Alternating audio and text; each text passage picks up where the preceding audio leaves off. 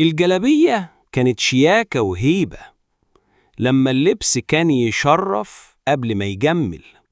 بالعقل كده فكرنا بأيام ما كان للجلابية معنى. بالله عليك، فاكر لما كانت الجلابية البيضة هي البدلة الرسمية؟ كان الفلاح يطلع بيها الغيط أو يروح السوق، ورغم البساطة كانت مكوية نظيفة وريحة المسك طالعة منها. والعمامة دي ما كانتش مجرد قماشة، دي كانت تاج على الراس تلفها وتتباهى بيها.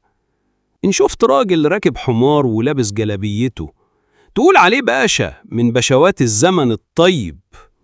إنما دلوقتي بنطلون مقطع وتيشيرت مكتوب عليه كول بوي وشبشب صيني كل خطوة بيصوت.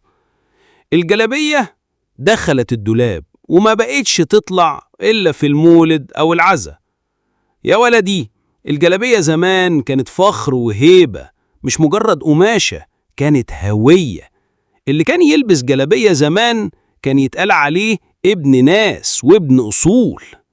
بالعقل كده